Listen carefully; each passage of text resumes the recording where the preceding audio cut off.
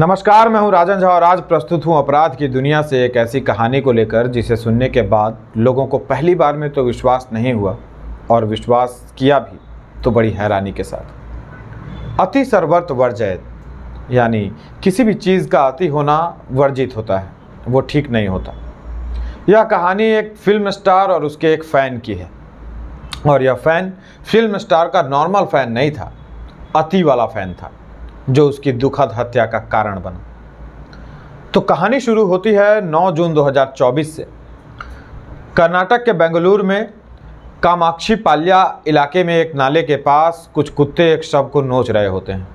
स्थानीय लोगों और राहगीरों की नज़र उस पर पड़ती है और पुलिस को इसकी सूचना दी जाती है। कर्नाटक पुलिस मौके पर पहुंचती है और लाश को नाले से बाहर निकलवाती है। शव बहुत ही बुरी स्थिति में थी। कुत्तों ने शव का चेहरा आधा खाया हुआ था और शरीर के कई हिस्सों को नोच लिया था। पुलिस को लगता है कि किसी शराबी ने आत्महत्या कर ली है या वह गलती से नाले में जा गिरा होगा और उसकी मौत हो गई। शव को पोस्टमार्टम के लिए भेज दिया गया और अन्य जानकारियां जुटाई जाने लगी। केस को लेकर जैसे जैसे जानकारियां सामने आईं, उसने केवल पुलिस डिपार्टमेंट ही नहीं, पूरे देश को हिलाकर रख दिया। शव की शिनाख्त हुई रेणुका स्वामी के रूप में। पता चला रेणुका कई दिनों से लापता था। इसके बाद 2 अज्ञात लोग थाने पर पहुंचे और उन्होंने रेणुका स्वामी की हत्या का अपराध स्वीकार करते हुए कहा कि लेन देन के विवाद के बढ़ने के कारण उन्होंने ही यह हत्या की है। पुलिस ने आगे पूछताछ की और जांच की। जब पुलिस ने मामले को खंगाला तो पाया कि इन दोनों ने कई बार कन्नड़ फिल्म एक्टर दर्शन से बात की हुई थी। फिर हत्या वाले दिन आरोपितों और दर्शन तुगुदीप की लोकेशन एक ही जगह पे मिली। इधर रेणुका की पोस्टमार्टम रिपोर्ट भी सामने आई। पता चला कि रेणुका की केवल हत्या ही नहीं हुई बल्कि उसे तड़पा तड़पा कर मारा गया है। उसे मारने से पहले बहुत अधिक टॉर्चर किया गया है। रिपोर्ट में जो बातें कही गई हैं उस पर आगे आएंगे। फिलहाल पुलिस यह समझने की कोशिश कर रही थी कि आखिर इतना बड़ा फिल्म स्टार एक सामान्य व्यक्ति की हत्या में क्यों शामिल था। अब पुलिस ने कड़ाई से पूछताछ करते हुए जांच को तेज कर दिया। इतने बड़े फिल्म स्टार का नाम एक मर्डर केस से जुड़ने के बाद पुलिस पर दबाव भी था। पुलिस की माने तो उन पर राजनीतिक दबाव भी बनाए गए, केस को हल्का करने के लिए या रफा दफा करने के लिए। लेकिन पुलिस जांच करती रही, उनकी जांच चलती रही। फिर सामने आई एक झकझोर देने वाली कहानी। कहानी में कहानी यह है कि जिस व्यक्ति की इतनी निर्दयता से हत्या की गई थी वह अभिनेता दर्शन का बहुत बड़ा फैन था। दूसरे शब्दों में कहें तो वह दर्शन का अति वाला फैन था। अपनी फिल्मों में दर्शन लगभग नायक का किरदार निभाता था। स्वाभाविक है वह एक अच्छा संस्कारी इंसान होता था जो गलत रास्ते पर चलने वाले लोगों की पिटाई करता था और उन्हें सही रास्ते पर लाता था, मतलब रियल लाइफ में। रेणुका स्वामी दर्शन को उसके फिल्मी पात्रों की तरह ही एक अच्छा और नेक व्यक्ति समझता था। दर्शन का फैन होने के कारण रेणुका उसकी निजी जिंदगी के बारे में भी जानकारियां जुटाने लगा। दर्शन की निजी जिंदगी की बात करें तो दर्शन तुगुदीप शादीशुदा है। उसने 2003 में विजय लक्ष्मी से शादी की थी। दोनों का एक बेटा भी है। दर्शन के पिता तुगुदीप श्रीनिवास भी कन्नड़ फिल्मों में अभिनय करते थे। शादीशुदा और बाल बच्चेदार होने के बाद भी दर्शन का अफेयर एक अन्य एक्ट्रेस पवित्रा गौड़ा से चल रहा था। इसे लेकर दर्शन के कई फैन उससे शिकायत करते रहते थे, नाराज होते रहते थे। हालांकि दर्शन और पवित्रा ने उस पर कभी ध्यान नहीं दिया। रेणुका स्वामी दर्शन का ऐसा फैन था जिसे यह पसंद नहीं था कि उसका हीरो अपनी पत्नी को छोड़कर किसी अन्य महिला के साथ संबंध में रहे। यह एक आदर्श नायक की निशानी नहीं मानी जाती। वो नहीं चाहता था कि पवित्रा गौड़ा के कारण दर्शन की शादीशुदा जिंदगी खराब हो जाए या बिगड़ जाए। उसने इसी सोच के साथ सोशल मीडिया पर पवित्रा को संदेश भेजने शुरू कर दिए। वह चाहता था कि किसी तरह शर्म के मारे पवित्रा यह रिश्ता तोड़ दे।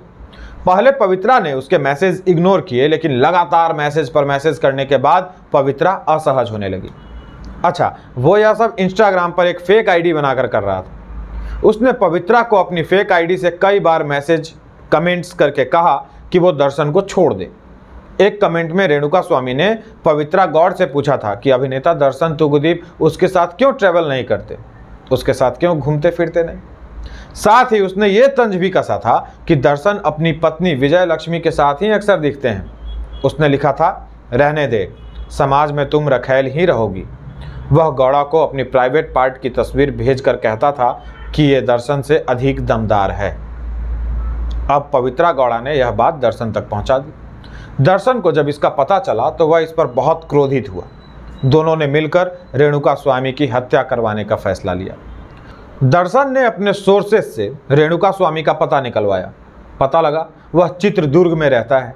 दर्शन तुगदीप ने चित्रदुर्ग के अपने फैन क्लब कोऑर्डिनेटर रघुवेंद्र से बात करके रेणुका स्वामी का डिटेल निकलवाया और अपने गुर्गों को उसे उठाने के लिए भेज दिया। रेणुका स्वामी का अपहरण कर लिया गया और उसे बेंगलुरु शहर के बीचों बीच पट्टा नागरे इलाके में स्थित दर्शन के एक ठिकाने पर रखा गया। 8 जून 2024 की शाम दर्शन अपने फैन रेणुका से मिलता है, उसे गालियां देता है, टॉर्चर करता है, बेल्ट से उसकी पिटाई करता है। पीट कर जब वह थक जाता है तो अपने गुर्गों से उसको तड़पा कर मारने की बात कहकर चला जाता है।